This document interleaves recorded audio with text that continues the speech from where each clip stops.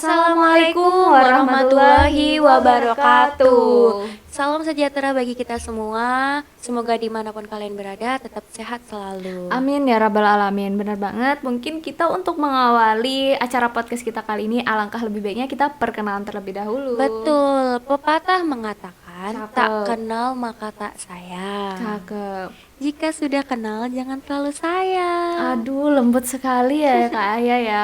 Tapi teman-teman, mungkin aku sedikit membantah, nggak apa-apa ya teman-teman. Kalau misal langsung sayang juga nggak apa-apa. Kita di sini ajang cari jodoh juga selagian Waduh. gitu ya. Dep banget ya, baru pertama nih udah dep. Oke, tanpa basa-basi lagi, perkenalkan nama aku Priska Ardia Rahmawati. Orang biasa panggil aku Aya. Oke. Tentunya saya di sini tidak sendirian dong, bersama teman saya yaitu. Kenalin, aku Naimatul Aufa. Kalian bisa panggil Aufa. Halo teman-teman semua. Halo, hai. Oke teman-teman, di sini pada podcast kita kali ini dalam rangka apa sih? Dalam rangka mengikuti kegiatan perlombaan ya, program studi psikologi yang diselenggarakan oleh Universitas Pembangunan Jaya. Nah, podcast kali ini kita mau ngebahas apa sih? Kita mau ngulik-ngulik apa sih, Ai? Tentunya kita di sini bahas tentang isu-isu yang sedang marak di perbincangan orang-orang terkinai. Oke, bener banget. Tak lain yaitu tentang teknologi. Tentang teknologi. Ih, alay banget.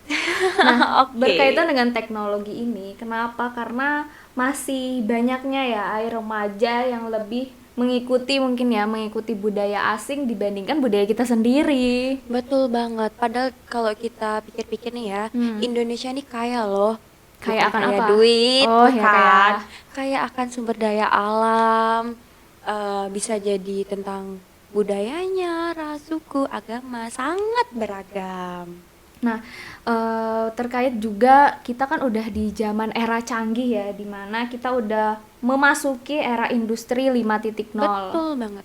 Pasti kita ada banyak sekali perubahan nih, dimana di zaman sekarang sama di zamannya orang tua ayah dan orang tua aku ya pasti berbeda ya. Betul banget. Kalau dulu nenek moyang kita itu takut kalau keluar rumah Kalau menghadapi penjajahan, perang segala macam Ah. dengan orang. Kalau kita nih bukan orang lagi lawannya, tapi diri kita sendiri mungkin karena kita melawan dengan teknologi yang sedang marak-maraknya ini. Mungkin lebih mengontrol. Iya, betul, lebih mengontrol untuk diri sendiri ya. Oke, terkait teknologi tadi kan aku notice akibat perkembangan teknologi ini kan apa ya, dan budaya asing yang masuk itu ngebuat generasi muda ini semakin kurang peduli, terus juga kurangnya minat gitu akan budaya-budaya yang ada di Indonesia. Padahal kita tahu budaya di Indonesia itu banyak apa ya, warisannya yang banyak dan perlu diketahui oleh para remaja. Betul banget. Sebagai remaja yang memiliki banyak inovasi-inovasi, tentunya kita juga harus memfilter terhadap apa yang Menyaring. telah masuk ke budaya Indonesia ini. Kan kita di sini juga punya norma yang berlaku.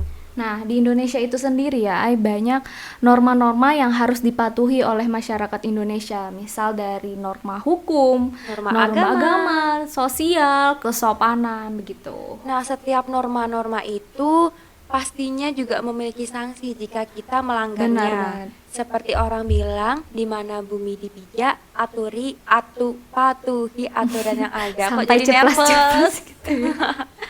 Oke, untuk pembahasan permasalahan kita kali ini yaitu tentang kultur dulu ya, tentang Oke. budaya kita sendiri dulu ya. Ngomong-ngomong nih ya, budaya kita sebenarnya tuh keren.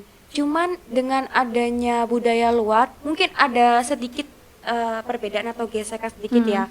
Mungkin jika kita lihat nih dari media sosial, kita bisa mengakseskan tuh budaya Hal-hal. luar nih seperti apa. Nah, Ayu tuh pernah lihat loh, orang luar nih jika sedang bertemu atau sapa-sapa gitu agak Gimana? berbeda, agak lebih wow Bedanya gitu. tuh gimana sih? Gini, orang luar tuh menganggap hal tabu jika mereka pertama bertemu atau sudah sering bertemu tuh dengan, maaf ya, mereka langsung pelukan, mereka langsung oh iya, ciuman segala ciuman. macam. Kan itu sangat bertentangan dengan norma kesopanan kita, betul kan? Betul banget. Terlebih kita tuh harus menaati norma agama juga, Karena kan jika di sini cewek dan cowok belum muhrim, tentunya kan juga tidak boleh melakukan seperti itu di umum ya, tentunya. Nah, jadinya kita tuh harus bisa pandai-pandai memfilter budaya luar yang masuk. Ini tuh sinkron nggak sih sama budaya kita? Ini tuh sejalan nggak sih dengan eh, ajaran-ajaran yang telah ditetapkan? Kan takutnya jika kita nyelonong atau tidak berbuat seonah tuh kita juga akan dihujat gitu loh. Nah, iya. Selain itu juga terkait perkembangan teknologi, walaupun yang sudah dijelaskan tadi kan ada walaupun banyak memiliki sisi positif, di sini kan kita lebih memfokuskan dengan sisi negatifnya. Tadi udah disebutkan. Mungkin aku juga mau menambahkan yaitu lunturnya juga nilai kebudayaan, apa ya? Menurunkan rasa nasionalisme juga gitu ya dengan adanya pemanfaatan teknologi tadi yang kurang benar. Misalnya nih, contohnya di zaman sekarang kan remaja-remaja lebih menyukai tontonan-tontonan dari luar negeri ya, misalnya drakor, dracin yang kayak gitu. Padahal kita tahu bahwa kita sendiri juga punya gitu yang dimana hasil-hasil produksi dalam negeri ini ada kok yang lebih juga bisa bermanfaat gitu untuk para remaja. Betul banget. Padahal ya, Ayah tuh sering loh ngelihat produser-produser tuh yang nggak kalah keren kalau membiayai suatu film. Dan kita juga bisa menontonnya itu, terus habis itu membanggakannya.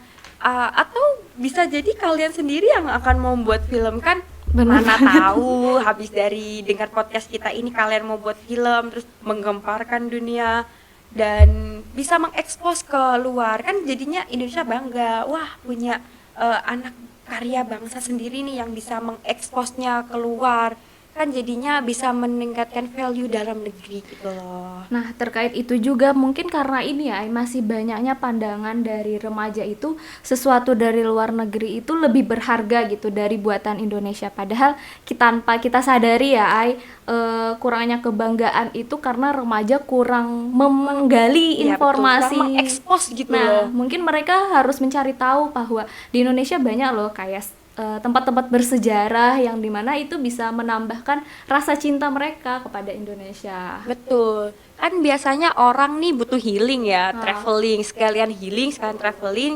sekalian kita tuh bisa mengekspos gitu loh. Misal nih, kita datang ke suatu tempat, terus habis itu kita video, tempat itu bersejarah, kita buat kayak daily vlog kayak gitu, terus kita ekspos ke luar negeri kan jadinya, wah Indonesia ada candi nih, misalnya kita ke candi, wah Indonesia ada ini, kan jadi keren. Jadinya orang tuh berbondong-bondong untuk ke Indonesia untuk melihat kekayaan sumber daya yang ada di Indonesia. Nah, benar banget. Aku juga mau notice, mungkin biar teman-teman juga pada ingat bahwa Tari Saman, contohnya ya, Bener Tari banget. Saman kan juga salah satu pembukaan apa ya di Asian Di Games Asian Games 2018 kemarin itu. dan itu bener-bener keren menggemparkan dunia loh Tari Saman dengan Benar banget. yang beratus-ratus orang dari SMA Nah, itu sekitarnya. terekspos juga kan Iya, ke seluruh salah Indonesia. satu itu bisa meningkatkan kebudayaan Indonesia biar orang tuh melihat Indonesia ini keren, gak hanya gitu-gitu aja.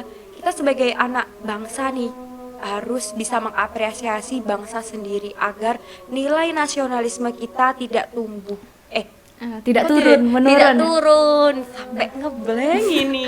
Nah, dengan teknologi itu juga mendoktrin remaja-remaja itu untuk bersifat individualisme juga loh, kayak rasa Kok bisa sih? nasionalisme Padahal turun kan. Nah, itu bisa membuat sifat remaja itu jadi individualisme. Kenapa tuh? Oh, Karena salah satunya contohnya juga kita kaitkan sama kita waktu jual beli online itu kan jadinya mereka bersifat individualisme gitu. oh kayaknya ini nangkep. Misal kayak gini nggak sih? Misalnya kita lapar tengah malam, langsung pesan Mm-mm. di aplikasi online. Ya benar, karena Yang kita jual safety siapa? juga. Tahu. Iya. Mukanya gimana? Tahu. Enggak, tapi kan kita juga harus melihat dari sisi safety-nya. Kalau kita pesennya tengah malam, ya lebih baik kita mending pesan online ketimbang kita Iya keluar sih, takutnya bener ada begal kan. Mana tahu tanggal itu nggak ada yang tahu loh. Tapi kalau itu bukan di luar dari kayak waktu-waktu emang rawan, hendaklah kita keluar gitu sendiri, kita cari makan. Mungkin dari kita cari makan itu sendiri kita bisa melihat, oh ternyata ini ya enak ya, bisa langsung komunikasi Iya, langsung bener. gitu kan dengan orang-orang. Terus juga kita mungkin bisa nambah cari kerja juga ya sekalian ya di Wah, sana ya. kalau itu sih enggak ya. Mungkin kita cuma mau mengenyangkan perut aja nih cacing-cacing kita. Mungkin dari situ kita bisa melihat ternyata Indonesia nih orangnya sopan-sopan. Kalau orang ngejualin segala macam ramah-ramah. Nah, Nah, bener mulai dari banget. situ kan kita bisa menimbulkan rasa nyaman terhadap dunia sekitar. Kita bisa aware. Jadinya kalau ada orang lain meminta tolong tuh kita bisa langsung cepat tanggap gitu. Nggak yang langsung mikir. Apalagi sekarang kan orang ada yang jatuh kita video dulu kayak Nah, gitu. Nah, itu kayak di hati rasanya waduh deg banget. Harusnya kalau kita punya rasa peduli yang tinggi atau rasa aware yang tinggi terhadap orang itu, kita bisa langsung membantunya. Maka dari itu kita jangan banyak mengurung diri di rumah, kita harus bisa mengekspos diri kita sendiri keluar. Betul banget kan? benar banget. Nah, terkait tadi kita udah ngebahas tentang jual beli yang online tadi yang menimbulkan sifat individualisme. Kita juga bisa mengaitkan hal itu dengan gotong royong ataupun kerja bakti.